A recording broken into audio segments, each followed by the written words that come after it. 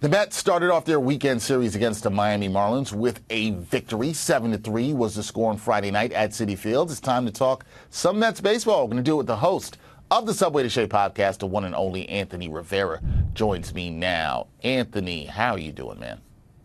I'm doing good. It's great to be on the upside of this kind of roller coaster that the Mets are taking us on. So it's great to be here for a win, and hopefully they could build on this momentum from Friday. It has been a roller coaster. Mets losing 5 out of their last 7 games, so good to get this win on Friday night. And Anthony, on Friday night, the Mets lineup, they showed a notable surge in that victory. We saw the team score 9 runs earlier in the week against the Athletics. What do you think has been the key factor in their recent offensive breakout?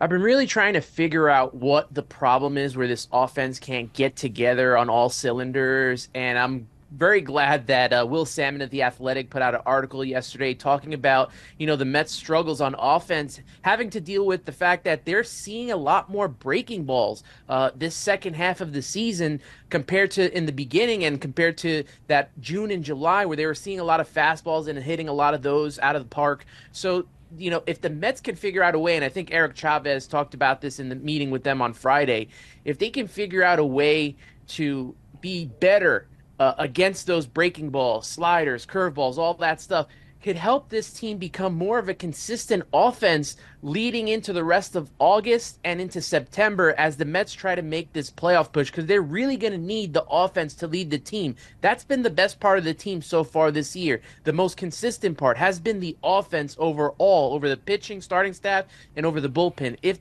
this offense can continue to figure out ways to not only hit the fastball, but to hit the breaking balls, I think they're going to be in good standing. All right, it'll be interesting to see, can they make that adjustment? They were seeing a lot of fastballs during that hot stretch, and now they're going to try to make this adjustment as we get down the stretch run of the season. Now, Brandon Nimmo, he had himself a standout night in yesterday's game, Anthony. He had been slumping since the All-Star break. So how important is Nimmo's seemingly, I'll put seemingly, return to form for this Mets lineup stability and also their postseason aspirations that you just talked about?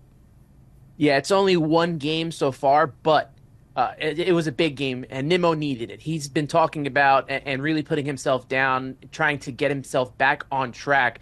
You saw his struggles all the way from the trade deadline and the All-Star break on, and we really need Brandon Nimmo to be that guy. Look, he still is at the top of the RBI leaders with Francisco Lindor, and those two guys pretty much carried this team in June, in July, and got them back over the hump and into a playoff spot. So those two, obviously Francisco Lindor has been consistent for pretty much most of the season after that rough start. But Brandon Nimmo needs to find that consistency that we need from him and that we've seen from him in the past. And if he can do that and, again, see him and Lindor at the top of the lineup taking care of business, that's going to be such a huge a part of this offense going forward. The Mets absolutely need him. We'll see if he can continue to get it going. You want to see if he can build upon what he did on Friday night. Now, I want to talk to you about Mark Vientos, because David Stearns recently made some comments about the third baseman not being confirmed as the long-term answer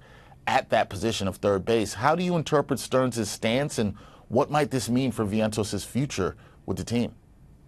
I got to say, Mark Vientos has played a pretty adequate third base for now, considering that they had started off with Brett Baty and all the trials and tribulations that he went through this whole entire season. But I never thought that Mark Vientos was set in stone to be the third baseman of the future for the New York Mets. Obviously, they have Ronnie Mauricio in the wings. Brett Baty's been playing better in AAA, so there's an opportunity there. You can even look into free agency next year when Alex Bregman's a free agent.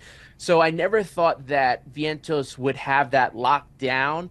I think you got to also look at JD Martinez is going to be another year older. He's a free agent at the end of the season. So maybe they'll transition Mark Vientos to be that full-time DH, which is not a bad idea at all. And the fact that he can play adequate third base gives us more versatility, and that will lead to more playing time for Mark Vientos. Yeah, that will be interesting if he does shift to DH, and as you said, the optionality, versatility to put him at third base in the future. But that's something the Mets will have to definitely address in the offseason. For right now, he is playing solidly at third base. All right, Anthony, with the Mets series against the Marlins continuing today on Saturday, what are you keeping your eyes on for the rest of the series. And some fans are talking about how important this series is. Do the Mets need a sweep this weekend over the Marlins? It'd be nice. It'd definitely be nice if the Mets could get a sweep here. But the Marlins have played us so well throughout the entire season. The Mets have struggled against teams under 500 as well the entire season. So we'll see if they can figure this out and actually get the sweep. But what I'm looking, obviously the offense, more consistency, if we could see that from them.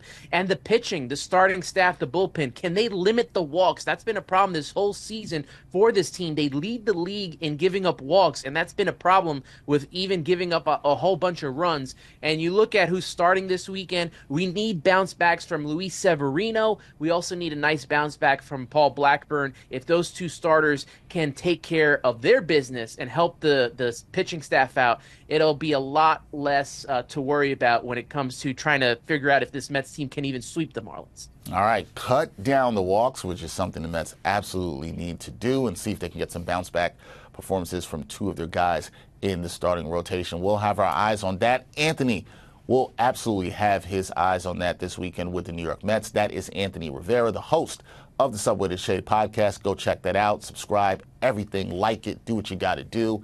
Anthony, we will see how the Mets continue through the rest of this week, and I hope the vibes are a little better. I know it's been rough the last week. Hopefully the vibes get a little bit better. Yeah, let's keep the vibes trending upward. There we go. That's it. Thank you, Anthony. Appreciate it, man. Thank you.